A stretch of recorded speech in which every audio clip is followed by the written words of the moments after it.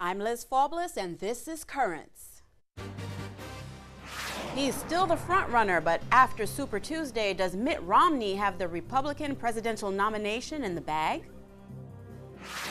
Plus, where is God in tough times? New York's finest look for answers. And same-sex marriage, birth control, abortion. Is the church obsessed with sex? It seems like the church is talking about sex all the time, but really, it's not the church that's speaking about sex.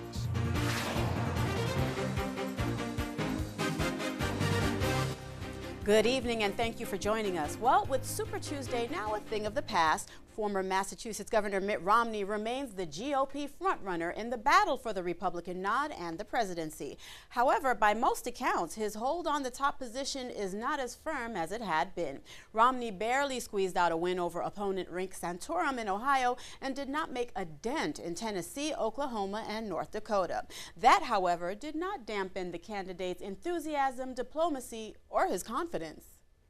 Tonight we're doing some counting. We're counting up the delegates for the convention, and it looks good. And we're counting down the days until November, and that looks even better.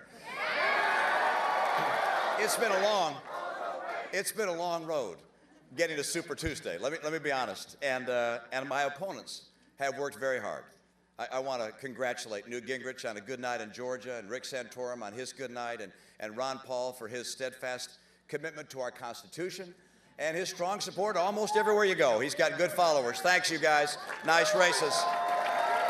Well, after the March 6 primaries, Romney has only about a third of the over 1,100 delegates needed for a majority in the GOP June National Convention in Tampa. While he has not secured every key demographic, he continues to win over the Catholic voters, garnering more support from that demographic than Rick Santorum, one of two Catholics in the race and Romney's biggest opponent for now. Is Mitt Romney's optimism misplaced? Not at all, says Eric Ulrich. He's chairman of Romney's 2012 New York City campaign. Eric is a Republican New York City councilman and at 26, the youngest person currently serving on the city council. He is also a graduate of Cathedral Prep Seminary in Elmhurst, Queens, and St. Francis College in Brooklyn Heights. I spoke to Eric earlier to discuss the Super Tuesday results and what he says continues to be a winning campaign for his candidate.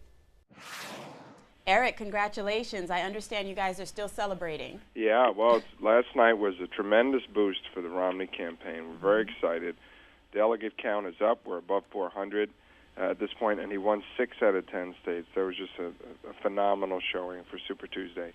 And we all know Mitt Romney's still the front runner for the nomination with more delegates than any of his rivals, about 361 at last count. Still, by all accounts, kind of a weak performance Tuesday, or at least not the gangbuster win that you wanted. He won by a hair in Ohio. Do you view this as a win is still a win, or we have more work ahead of us? A win is still a win. I think that people are finally realizing that Romney stands the best chance of defeating Barack Obama in the general election, and despite his shortcomings or lack of ideological purity, for lack of a better term, I think that people realize that he is the strongest candidate. And actually, his delegate count, as of this morning when we checked it, was 404.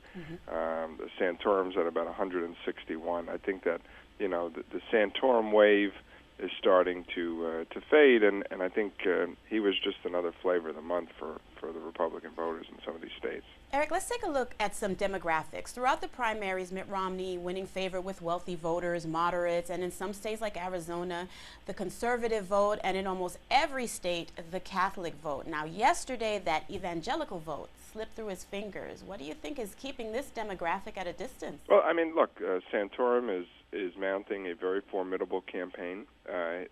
Ironically, Santorum, who's Catholic, as we know, he's a Catholic convert, he is not polling as high as he probably should with Catholic voters. It's interesting that he's doing so well with evangelicals. I would imagine that his stance on some of the social issues and playing to that base have a lot to do with that.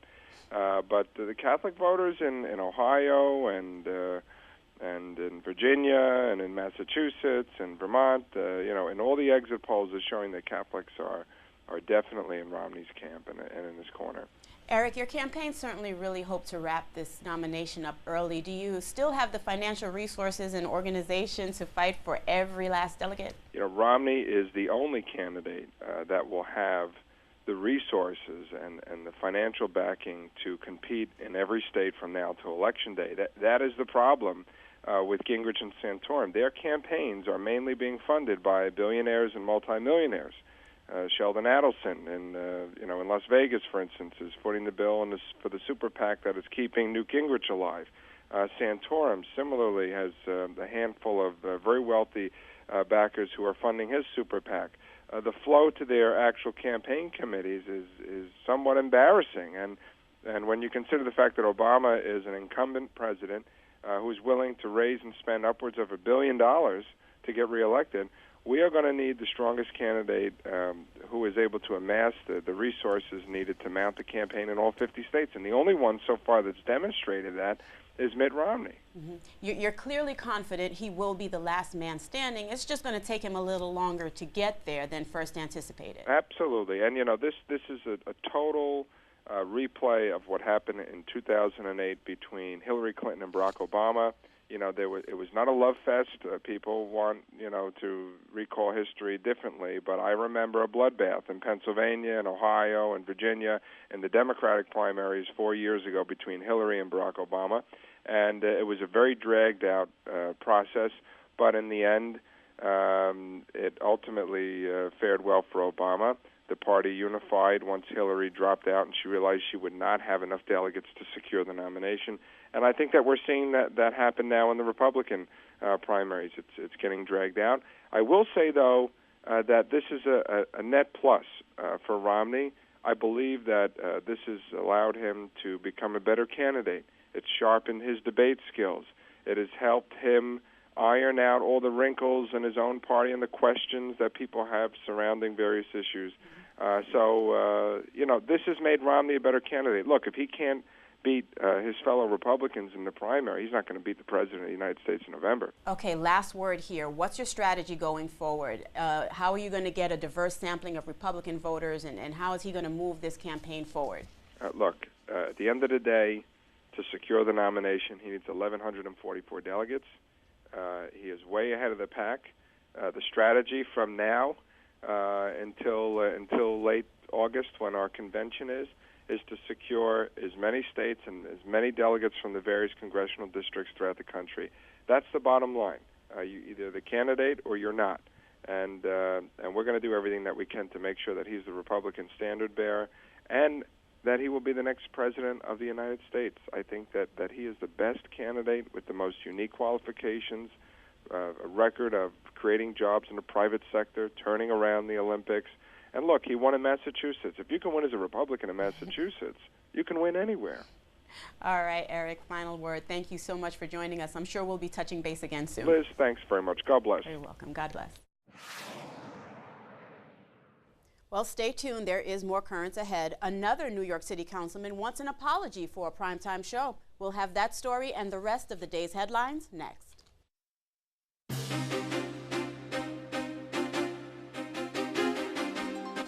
Welcome back to Currents. I'm Liz Faubles. Coming up later, it's always a hot topic, but we'll find out whether the church is obsessed with sex. First, let's have a look at the day's headlines. Well, an insider says the White House is willing to discuss any issue with U.S. bishops. Speaking on condition of anonymity, an official tells Religion News Service the Obama administration has sought bishops' views on policy issues, saying bishops are playing politics rather than resolving disputes. Now, the statement is in response to a letter from Bishops' Conference President Cardinal Timothy Dolan. In the message to fellow bishops, Cardinal Dolan said the White House told Bishops' Conference staff that concerns about religious freedom were off the table. He also said bishops were advised to follow the cue of the enlightened voices of accommodation. That's a quote. At the center of it all, the Health and Human Services contraception mandate, which requires most private health plans to cover contraception, sterilization, and abortion-inducing drugs. Well, faith-based adoption agencies in Virginia will not be obligated to place children with same-sex couples. The state's legislature passed a measure allowing the agencies to remain in business without having to grant those adoptions. The head of Virginia's Catholic Conference told the National Catholic Register that the bill is a tremendous victory for religious freedom.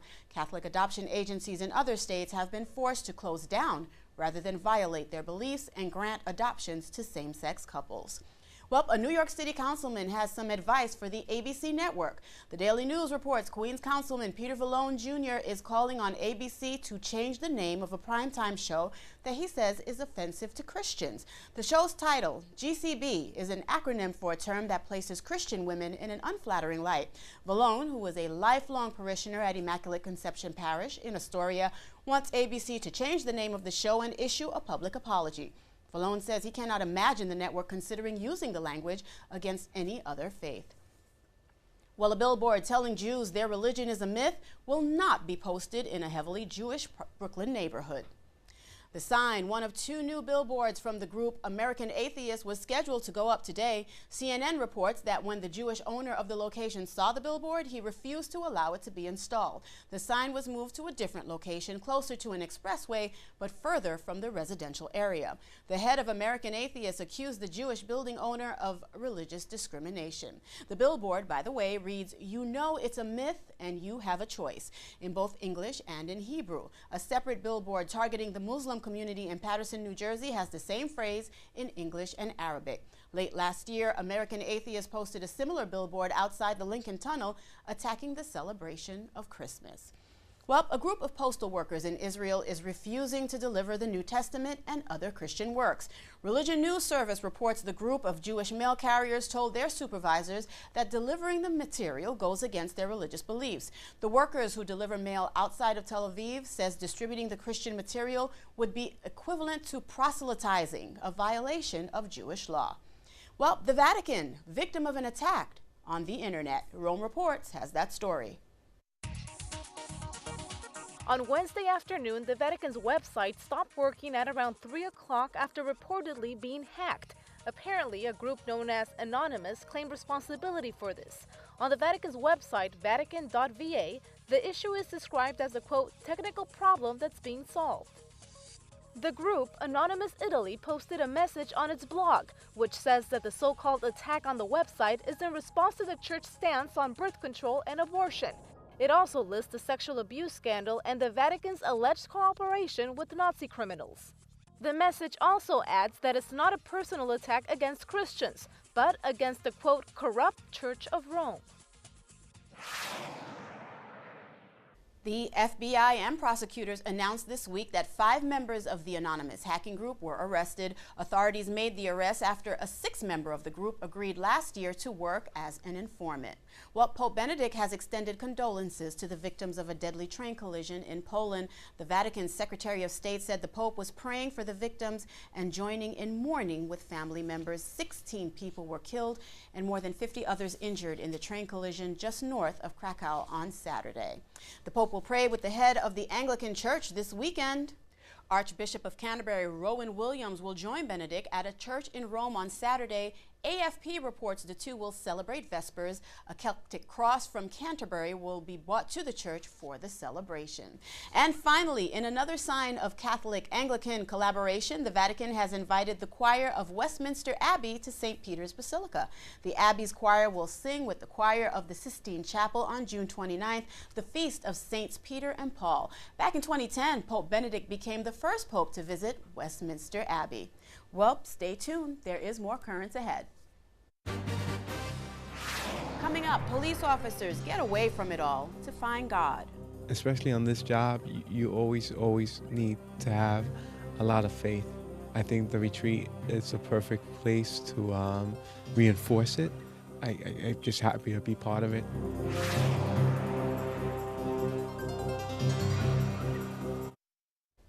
Well, Welcome back. Well, in any given week, the streets of New York are witness to many things, some good and some bad. And New York's finest, the men and women of the New York Police Department, are witness to much of what goes on.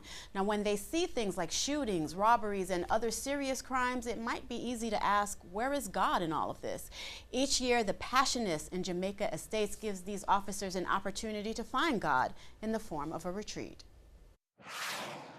When I thought of the theme, Where's God? In the midst of the mess, I thought of what would help people to believe again, or what did people believe at all? We call this the NYPD retreat. Actually, policemen from any police force anywhere in the area are welcome. And like everybody else, they come away to refuel, to get back in touch with God, to figure out where Jesus is in their lives, to figure out how to support that in their lives at work or at home. Some of them are retired, but they're still associating with each other for mutual support. A lot of times there's a lot of stresses out there. There's a lot of things that get distraction. It's also the Lenten season, so people try to do something special, something extra to be able to look at their life with God, their life with others, and also their life with just, how am I doing? So during this retreat, we have the opportunity to once again to believe that God is present, to believe in God's love, which is manifested not only just between our relationship with God, but it's also manifested in the people, family and friends, the people who do believe in you, the people you love and the people who love you. It's very easy to feel that God is far away when things are going badly around you in your life, in your relationships, when you're threatened by something else. One of the first things that the people tend to think of is why I've been abandoned. But my experience is that if we look more closely, God is right there in the thick of it. I look forward to coming to this retreat each year. It recharges the batteries, makes you feel good about yourself, and makes you a better Catholic. I've been coming here since 1969, and what I like about it is that I find that after a couple of days here, when I go home, I get along much better with my wife when I go back. Especially on this job, you always need to have a lot of faith. I think the retreat is a perfect place to reinforce it. I'm just happy to be part of it. I'm not Catholic, but I believe in Jesus Christ as my Lord and Savior, so I can get a lot out of this. So when I come here, this is like a refresher. It's a quiet time, a time for reflection, and I appreciate that. I would hope they would get some peace. I think any time that we open ourselves to God and we present our needs to God and are open to what God might want to do back to us, one of the things that happens tends to be a quality of inner peace. And to be able to look at your past and look at where God has been, that God has been with you in the midst of it all. Stay tuned. There's more currents ahead. When we return, what is the church really saying about sex? Human sexuality is something which is good, something beautiful. God has given us a share in His work of creation. We want to make sure that we use the gift that God has given us in the most appropriate fashion possible.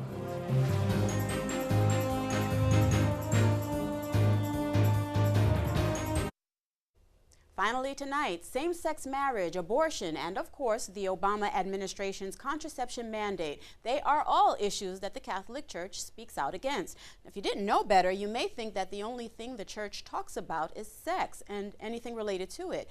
Is that actually the case? Well, a recent Theology on Tap in Forest Hills, Queens, seeks to set the record straight. What I thought we'd maybe talk about is something that seems to be talked about a lot: sex. We're here tonight to talk about, is the church obsessed with sex? And I think it's important because we have a different view of sexuality than our society does. And I think Monsignor Harrington is going to address how we as Catholics view sexuality. Fundamentally, what I think is happening in our world is that there is a lot of fracturing of relationships. Because human relationships are fractured, our relationships are fractured. Sex is a way in which we kind of seek communion. What happens is we're seeking to reach out to others, to be loved by others, but what is ending up happening is that we're becoming further and further alienated. sex looms large in our life, and there really has to be a voice that kind of understands what is the purpose of this in my life, and the goodness, the beauty in this, the nobility in this, or is it simply, is this something that is simply an animal attraction that has no meaning? It seems like the church is talking about sex all the time, but really, it's not the church that's speaking about sex. It's really about the world speaking about the church, which speaks about sex. But the culture now is not supportive of trying to live a Christian life. I think the media plays a large role in how we view sexuality, because I think the media takes sexuality and they try and sell it, but they don't necessarily sell sexuality. They use it to sell their cars or their makeup or things that don't have to necessarily do with the human body. And I think the church is saying that the human body is so special and should be held much higher than how our society is holding it today. I think in the purest, most beautiful form, sex is heaven on earth. And since the church purpose is to bring heaven on earth to us, I think it should be speaking a lot more about sex in the very pure and beautiful form instead of just saying, no, no, no, no, no, because that really accomplishes not too much. The church needs to be more involved with the sex in our lives. You know, it's available. It's just like chocolate. You can eat it. It's right there. But, you know, if you eat too much sugar, that's what makes you sick. I think that the church has to do a better job. And really, when I say the church, I mean priests, catechists, have to do a better job just expressing what it is that the church teaches and believes. I thought it was a very interesting topic. I mean, it's something that the church doesn't talk enough about, in my opinion. Sex is something that is part of everyone's life. It's part of being a human being. And quite frankly, I feel like we need to hear more about it from our church. If we're going to be people of faith, then we need to know everything about our faith and the whys and the why-nots of it. I hope that we kind of recognize that human sexuality is something which is good, something beautiful.